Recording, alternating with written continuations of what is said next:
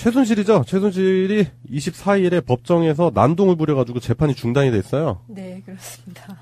처음 법정에 들어오기 전부터 변호인한테 부탁해서 막 약을 좀 먹고 가야겠다. 네. 이러면서 뭐 이렇게 약을 또 먹고 갑자기 법정에서 있다가 갑자기 뭐 책상을 쾅쾅 두드리고 나 여기서 뭐 억울해서 못 살겠어. 빨리 사형시켜줘라고 광광 울었다는. 네.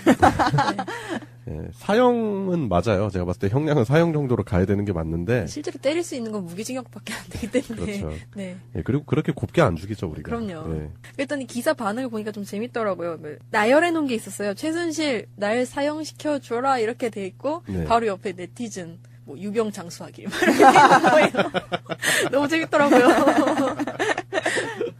이게 법정 모욕죄가 아닌가 막 생각을 했는데 애초에 몸이 별로 안 좋다고 휴식을 먼저 요청을 해서 재판이 휴정되자마자 막 울부짖기 시작한 거래요. 그래서 휴정하고 나서 막 사형으로 죽여달라 얘기를 하다가 나간 다음에 그 다음에 변호사가 와서 이제 최순실 없이 이렇게 이어갔다고 하더라고요. 근데 그렇게 떠든 것 때문에 뒤에 있는 개정 시간도 5분 더 지체되는 등 뭐 아무튼 변호사랑 얘기할 때도 밖에서 울부짖는 소리가 안에까지 들리고 했다고 해서 또 이것도 법정 모독죄 될 수 있을 것 같은데 싶기는 했어요. 법정 모독죄를 피하면서 이슈를 만든 거죠. 그러니까요. 딱 예. 휴정하자마자 막 울부짖고. 그러니까 다 되게 절묘하잖아요. 맞아요. 왜 감정의 기복이 하필이면 휴정할 때 나타나냐고. 이거는 제가 봤을 때 최순실의 돌발 행동이나 감정의 기복 때문에 생긴 게 아니라 일종의 액션이다. 네, 맞아요. 일종의 1인극인 것 같았어요. 예, 그러니까 치밀한 구성이 있었던 그런 상황인 거죠. 분명히 지금 현재 재판이 불리하게 돌아가요. 최순실 입장에서 봤을 때는 네. 재판이 유리하게 돌아가지 않을 거다라는 생각도 들었을 거고, 최근 또 이제 국정원 특수활동비 관련해가지고도 이제 그 혐의가 또 추가될 가능성이 충분히 있잖아요. 네, 그렇죠. 그 특수활동비가 약 4,500만 원 정도? 네. 그러니까 무슨 강남의 그 일명 비밀 의상실에서 네. 제작된 옷과 가방의 비용을 예. 처리하는 데 쓰였다. 뭐 이런 얘기도 있고요. 예. 그렇기 때문에 자꾸 이런 식으로 재판을 방해하는 거죠. 질질 끌어보고 싶고, 이런 모습을 보였기 때문에 이제 다음 재판에서는 건강상의 문제로 분명히 불출석하지 않을까. 그런 생각도 들어요. 박근혜도 보이콧하고 최순실도 보이콧하고 아주 쌍으로 걸석 재판인가요? 그걸? 네. 걸석 재판을. 근데 저는 사실 그걸 찾아보니까 미결 구금실이라는 게 있더라고요. 미결 구금실이요? 네, 그 계속 법정에서 판결을 받기까지 구속 수사가 진행되면 네. 그래서 구속해서 뭔가 재판을 받게 되면 그동안 구치소에서 있었던 시일을 그 형량에다가 포함하는 네, 그런 게 있대요. 근데 제가 요새 슬기로운 감방 생활인가 그걸 보는데 구치소랑 그 감방이라고 하면 교도소. 네, 구치소랑 교도소의 환경은 이렇게 같은 것 같으면서도 되게 많이 현저하게 다르게 묘사가 되더라고요. 그래서 혹시나 여기서 어차피 자기가 형량 받을 거라니까 구치소에서라도 질질 끌어서 조금이라도 좀 편하게 지내보려고 그랬나? 이런 생각도 들더라고요. 조금 편한 데서 오래 개기고 네, 정작인데. 어차피 받을 거라고 하고 있으면. 힘든 데 가서 형량을 좀 줄여보자. 진짜 부질없다. 뭐 물론 그렇게 생각을 안 할 수도 있겠지만 네. 자꾸 뭐 이게 정상적인 모습은 아니잖아요, 솔직히. 그렇죠. 네. 정유라가 지금 돌아다니면서 최순실 재산을 이제 처분을 하고 있다고 하잖아요. 네. 그러니까 언젠가는 그 돈으로 나올 거라는 생각은 하고 있겠죠. 네, 나와서 또 그 돈으로 누려야 될 거 아닙니까? 그렇죠. 그렇기 때문에 최순실 같은 사람들이 만들어 놓은 불법 재산들 있죠. 그런 재산들을 환수하는 법안이 필요하다고 생각합니다, 저는. 반드시. 최순실 씨가 이렇게 막 상체를 막 크게 흔들면서 상체를 크게 흔들었대요? 예, 막 책상에다 이렇게 상체를 막 부딪혀가면서 막 하체는 안 뭐 흔들었지. 크게 울었다. 근데 왜 휠체어 타고 나갔지? 뭐 하체는 그 멀쩡한데. 그럼 휠체어에다가 상체를 휠체어에다 박아놓고 이렇게 밀고 나간다. 다리는 이렇게 공중에 떠있고. 괜찮은데, 그거. 네, 그렇게 묘사를 했는데 그게 네. 제가 봤던 영상 중에 이제 미국에서 청소년 범죄자 중에 네. 살인 저질렀는데 자기가 죄를 받게 될지 모르는 듯한 표정으로 앉아있다가 선고로 갑자기 무기징역을 딱 받으니까 갑자기 울기 시작하는 그 아이랑 굉장히 비슷했어요. 예, 그래요.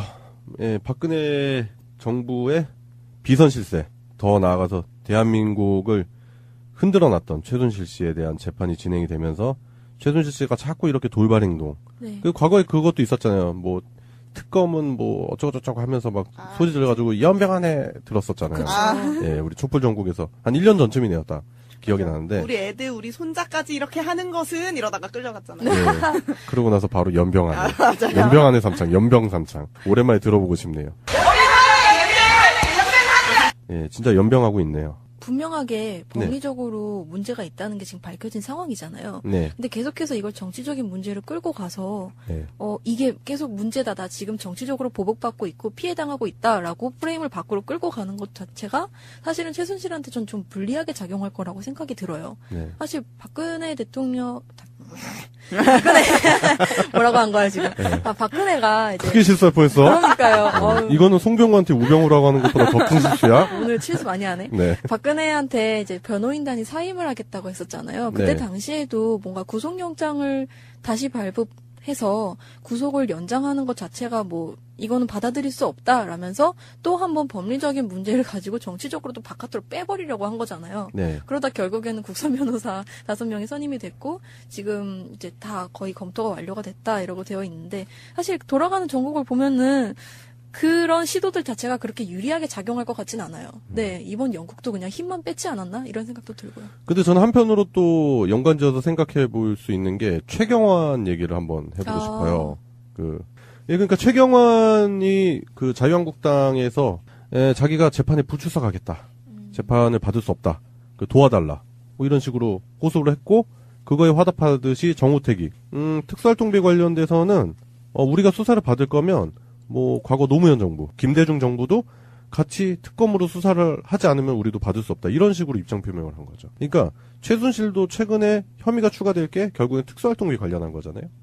그렇죠. 최경환도 특수활동비가 걸려 있는 거죠. 근데 특수활동비 파다 보면 그러니까 자유한국당 내에도 자유롭지 못한 사람들이 분명히 있을 거란 말이에요. 그렇기 때문에 지금 이게 총체적으로 특수활동비에 관련된 수사에 대해서 전면적으로 우리가 모르는 그 커넥션들을 통해서 연합전선을 이루고 반격하려고 하는 그런 모습을 취하는 것 같아요. 그러네요. 근데 왜 노무현 정부, 김대중 정부만 언급하고 이명박 정부는 패싱하는 걸까요?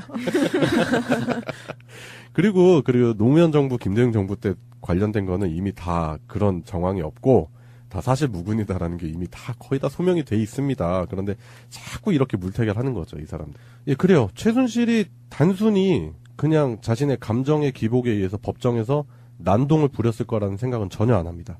분명히 여기에는 분명히 계산된 꼼수가 있을 거라는 생각이 들었고요. 최근에 있었던 여러 가지 사건들을 한번 연관지어가지고 정황을 한번 분석해봤는데 이 사람들은 곱게 죽이면 안 되죠. 그리고 유병 장수시켜야죠.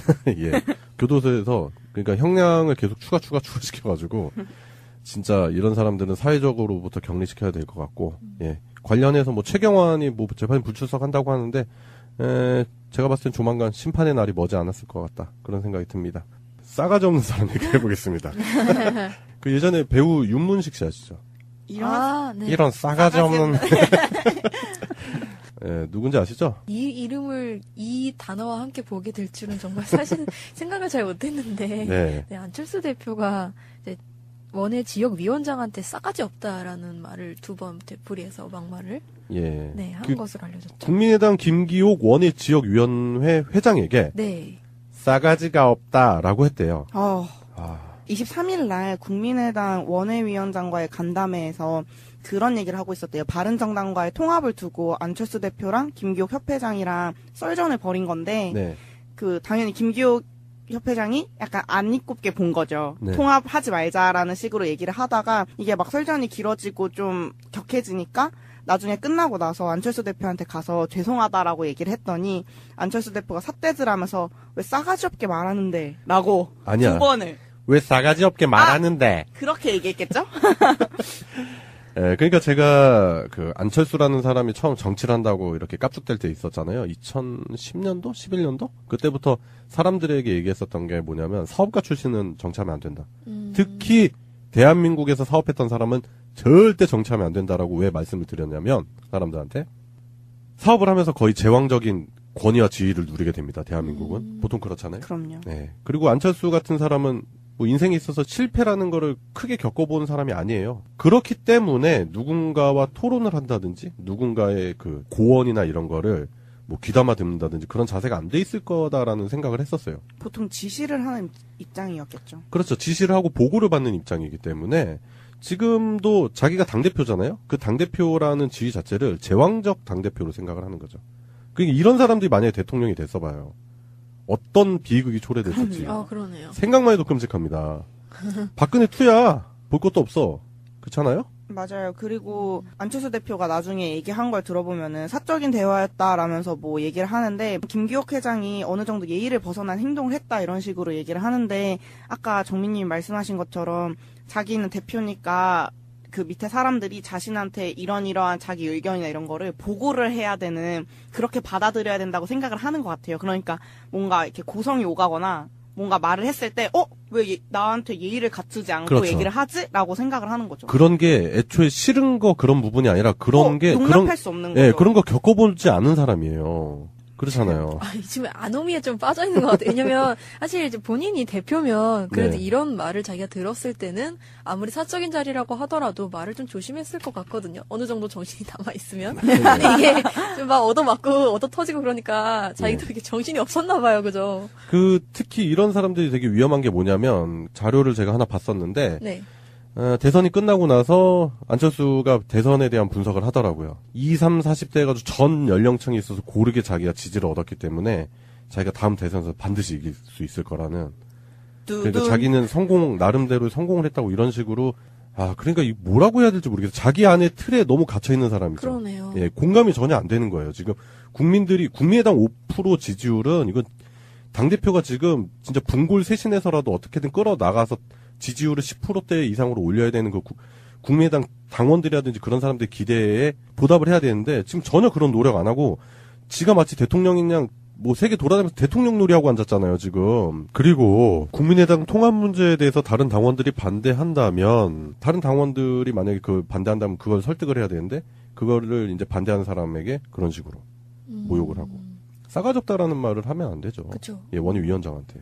그리고 그뿐만이 아니고 내가 작년 뭐 총선 때 유세도 같이 가졌지 않느냐라면서 맞아. 되게 막 유세 떠냐? 유세 떨어? 서러움을 토로하더라고요. 그러니까 유세 가준 거 지금 유세 떠는 거야? 그럼요. 그래서 이분이 너무 당황스러워서 SNS에 공유를 하면서 이제 원내 사람들과 알게 돼서 일이 엄청 커진 건데 이렇게 커질 줄 몰랐겠죠 뭐. 저도 네. 큰 기업은 아니지만 굉장히 작은 사업을 하고 있잖아요. 근데 저도 대표 입장에서 뭔가 결정을 할 때 사실 그 원칙 중에 하나가 사람들이 의견을 저한테 주잖아요. 그러면은 제 의견도 있고 그 사람들 의견도 있단 말이에요. 근데 어느 쪽에 맞을지는 누군가가 공정하게 생각을 해줘야 돼요. 근데 대표가 공정성을 잃기가 굉장히 쉽거든요. 그래서 내가 맞다고 생각하는 거가 결국에는 모두한테 이득이라고 생각이 되면은 그걸 과감하게 밀어붙일 때도 있어야 되는데 다른 사람 의견을 존중하면서 밀어붙이느냐 아니면은 다른 사람 의견을 묵살하면서 밀어붙이느냐 이거에 따라서 이제 사람들이 저에 대해서 충성심이라든가 그런 거에 굉장히 많이 영향을 미치거든요. 네. 근데 그런 기본적인 소양이 부족했던 걸로 보여요. 네. 결국에는 뭐 안철수 대표가 뭐 유감이다. 유감 표명을 했죠. 유감만 표명한 거죠, 사실은. 뭐 진심 미안하다고 어린 사과 이런 건 얘기하진 않았죠. 그런 진심 어린 사과나 그런 건 아니고 김기옥 회장에게 미안한 게 아니라 그냥 이런 일이 있어서 유감인 거예요. 맞아요. 이 사람은. 일본이 한번 우리한테 그러지 않았나요? 유감이라고. 그래도 우리가 유감에 대해서 별로 그렇게 기분 좋은 단어 아니잖아요, 솔직히. 예, 그래요. 하여튼 떨어지는 당 지지율 그리고 다가오는 지방 선거. 그런데 이제 바른정당과의 통합을 통해서 그 원론적인 문제를 회피하는 거죠. 이건 결국에는 당대표에서 끝났으면 좋겠습니다. 이런 분들은. 네. 다시 또 대권을 꿈꾸면서 사람들이 안철수에 대한 환상이 많이 깨지긴 했는데 아직까지도 가지고 계시는 분들이 있는데 이런 모습 보면서 또 한번 그런 안철수에 대한 환상이 좀 깨졌으면 하는 그런 생각이 듭니다. 계속 문제다. 나 지금 정치적으로 보복받고 있고 피해당하고 있다라고 프레임을 밖으로 끌고 가는 것 자체가 사실은 최순실한테 전 좀 불리하게 작용할 거라고 생각이 들어요. 네. 사실 박근혜 대통령 박근혜 뭐라고 한 거야 지금?